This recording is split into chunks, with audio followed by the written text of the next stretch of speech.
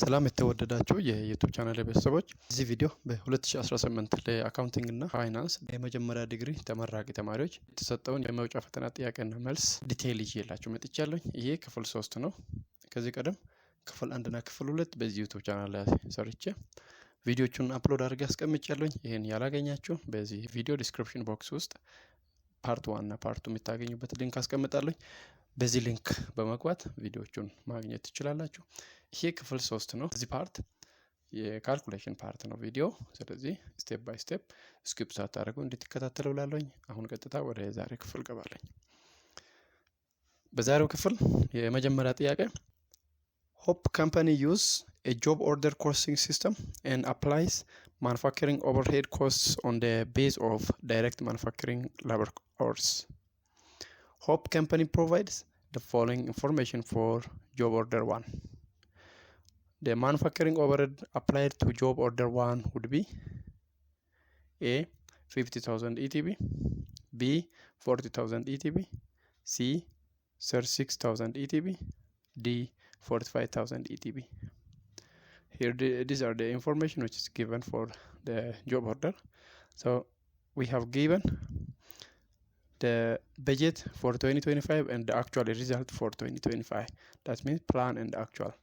Therefore, for direct material cost, the budget was 40,000 and the actual result was 50,000. The direct manufacturing labor cost for the plan is 20,000. The actual result was 40,000. Manufacturing overhead cost, the plan was 50,000 and the actual result was 40,000. Direct manufacturing labor hours was during plan 10,000 and actual result is 9,000. So here, using this input information, we are asked to calculate manufacturing overhead applied to this job. በመጀመሪያ የተሰጡ መረጃዎች ምን ምን ናቸው የሚለውን ማወቅ መቻል አለብን። ከዚህ ከተሰጠው ጥያቄ በመጀመሪያ ደረጃ የተሰጠን ምንድነው? የወጪ አያያዝ ስርዓት ተሰጥቶናል። ይሄ ጆብ ኦርደር ኮስቲንግ ሲስተም ነው። እንግዲህ የተለያየ አይነት ወጪ አያያዝ ስርዓት አለ። ከዚህ ውስጥ በዚህ ጥያቄ ላይ የተሰጠው ጆብ ኦርደር ታይፕ ጆብ ኦርደር ኮስቲንግ ታይፕ ነው። ሌላ የኦቨርሄድ ማከፋፈያ መሰረት በምን አይነት መልክ ነው? የቀጥታ ማኑፋክቸሪንግ የጉልበት ሰዓታት ወይም ዳይሬክት ማኑፋክቸሪንግ ላበር አወር በሚለው መሰረት ነው።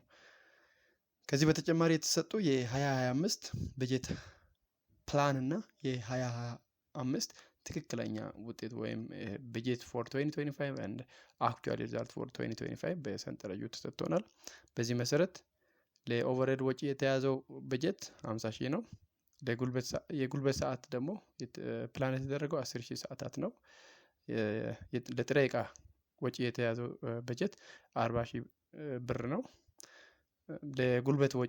ለጉልበት ወጪ የተያዘው 20,000 ብር ነው የሚሆነው። ይሄ የፕላኑ ነው። ወደ አክቹዋል ስንመጣ ደግሞ በአክቹዋል ላይ የጉልበት ሰዓት 9,000 ነው። ኦቨርሄድ ዳትምስ አክቹዋል ኦቨርሄዱ ደግሞ 40,000 ብር ነው።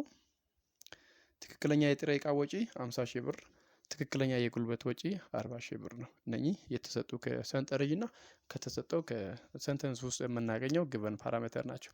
የተጠየቀው ለዚህ ስራ ወይም ለጆብ ኦርደር 01 የተመደበውን የማኑፋክቸሪንግ ኦቨርሄድ መፈለግ ነው። ይሄን እንዴት ነው የምንፈልገው? ከዛ ከተሰጡት ውስጥ ደግሞ ትክክለኛ መልስ እንዴት ነው የምንመርጠው? ሌትስ ሲ። በመጀመሪያ we have to determine predetermined overhead rate. so ይሄን ምን ማወቅ መቻል አስቀድመው የተወሰነውን የአጠቃላይ ወጪ ተመኑን ማወቅ መቻል አለብን። ተመን ሬቱን ማለት ነው። ይሄ የማምረቻ አጠቃላይ ወጪዎች የሚሰሉት በበጀት በተያዘው የቀጥታ ማምረቻ የጉልበት ሰዓት ወይም ዳይሬክት ማኑፋክቸሪንግ ላበር አወር ላይ መሰረት በማድረግ ነው። እንግዲህ ይሄም በተሰጠው መሰረት predetermined overhead rate ወይም በዚህ ኬዝ PDHR ብለን represent አድርገን that is equal with budgeted overhead over budgeted hours. So we have budgeted overhead as well as budgeted hours which are given. በዚህ ኬስ budgeted overhead 50,000 ብር ነው። budgeted hour ደግሞ 10,000 hours ነው። so በእያንዳንዱ ሰዓት 5 ብር ይሆናል ማለት ነው። ይሄን አካፍለን የምናገኘው ቁጥር 5 ብር ነው። that means በእያንዳንዱ ሰዓት ሬቱ ስንት ነው? በእያንዳንዱ ሰዓት 5 ብር ይሆናል ማለት ነው። this is the predetermined overhead rate። ይሄ እንደዚህ ከሆነ በመቀጠል ካልኩሌት የምናደርገው applied manufacturing overhead ማለት አሁን እየተጠየቅነው ማለት ነው።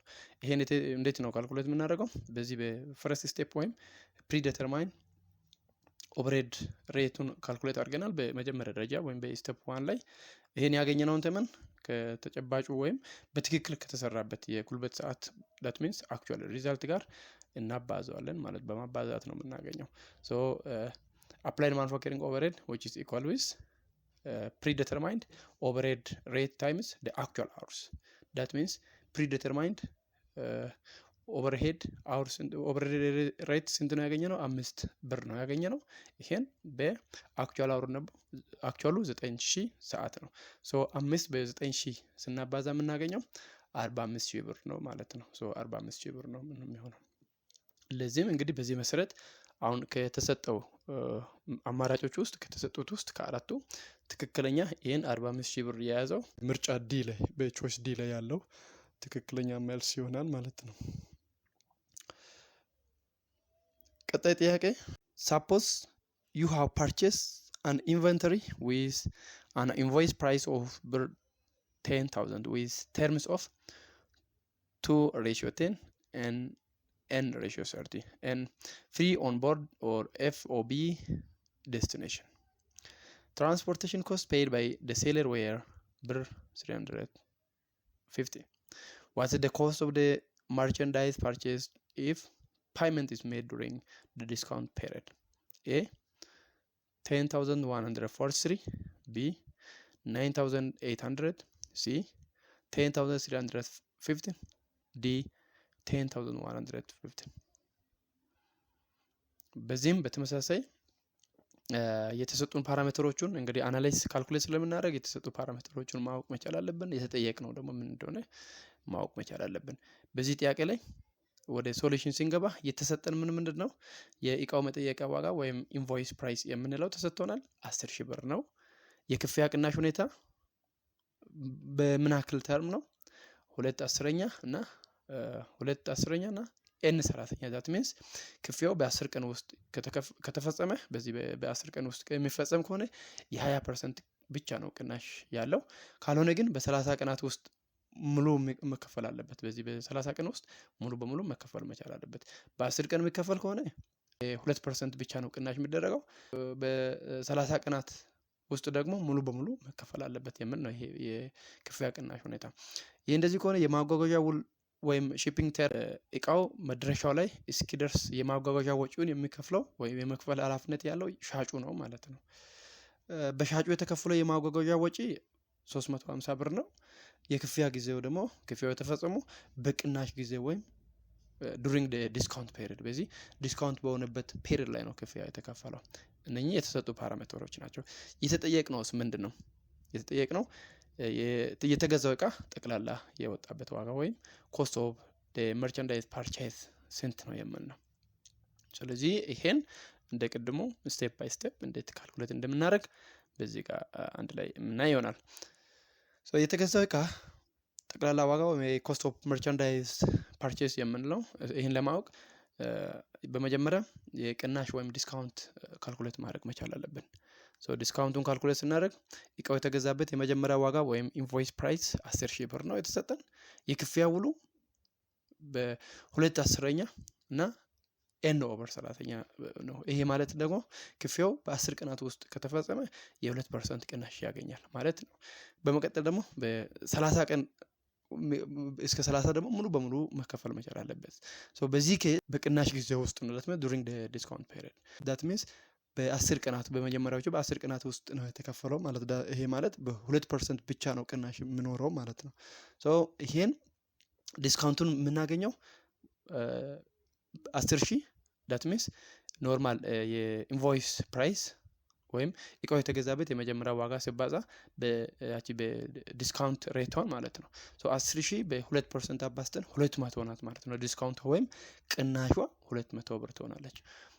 cost of merchandise purchase ወይም ይሄ ተጠቃሚው ይሄን እቃ ለመግዛት ምን ያክል ወጪ ነው የሚያወጣው ይሄን ካልኩሌት ለማድረግ ቶታል እቃው የተገዛበት የመጀመሪያ ዋጋ ሲቀነስ ያቺ ዲስካውንቷን ማለት ነው። ሚንስ 10,000 ብር ሲቀነስ 200 ብር ይሄ ስንት ነው የሚሆነው? 9,800 ብር ነው የሚሆነው ማለት ነው።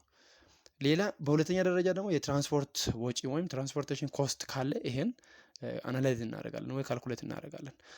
በዚህ ኬስ የትራንስፖርት ሙሉ ወጪው የሚሸፈነው በማን ነው? በሻጩ ነው።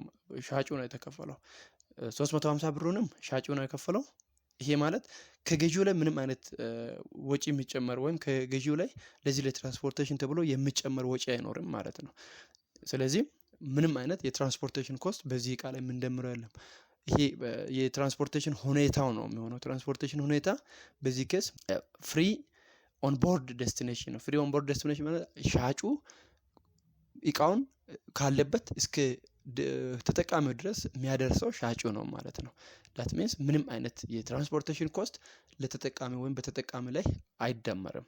ስለዚህ በአጠቃላይ ተጠቃሚው ለዚህ እቃ ወይም ለዚህ ለሚጠቀመው ሰርቪስ ወይም ለሚጠቀመው እቃ ለመግዛት የሚያወጣው ወጪ በአጠቃላይ ስንት ነው የሚሆነው? 9,800 ብር ብቻ ነው የሚሆነው ማለት ነው። ሶ ከተሰጡት አማራጮች ውስጥ ትክክለኛ ይሄን የያዘው ምርጫ ቢ ላይ ያለው 9,800 ነው የሚሆነው ማለት ነው። ሶ ይሄ ትክክለኛ መልስ ነው የሚሆነው። በዚህ ክፍል ያለኝ ቪዲዮ ይሄ ነው። በቀጣይ የዚህ የአካውንቲንግ እና ፋይናንስ ክፍል 4 እንዲሁም የሌሎች ዲሲፕሊኖች የተለያዩ ክፍሎቹን ይዤ እመጣለሁ። እስከዛ ደህና ሆኑ እያልኩ ለዩቲዩብ ቻናል አዲስ ከሆናችሁ ሰብስክራይብ አድርጉ፣ ይሄን ቪዲዮንም ላይክ አድርጉ፣ ለጓደኞቻችሁም ሼር እንድታደርጉ እላለሁ። የተለያዩ ኮሜንቶቹንም ጻፉበት። እንድትሰራላችሁ የምትፈልጉ ዲሲፕሊን ካለም በዚህ በኮሜንት ቦክስ ውስጥ እንዲሁም ይሄን መረጃ ሼር የምናደርግበት የተለያዩ ፒዲኤፍ ፋይሎችንም ሼር የምንደራረግበት ቴሌግራም ቻናል አለን። በዚህ ዩቲዩብ ቻናል ዲስክሪፕሽን ላይ ተቀምጧል። ስለዚህ ገብታችሁ የተለያዩ ፒዲኤፍ ፋይሎቹንም እዛ ላይ ማግኘት ትችላላችሁ። ሙሉ በሙሉ ጥያቄዎቹን እየሰራን እዚህ ዩቲዩብ ቻናል ላይ ማስቀመጥ ስለሚከብድ የተለያዩ ፒዲኤፍ ፋይሎቹን ኢሜጅ ፋይሎቹን በዚህ ቴሌግራም ቻናል ላይ ሼር እየተደረገ ስለሆነ ጆይን አድርጋችሁ ይሄን እንድትጠቀሙ እላለሁ። አመሰግናለሁ።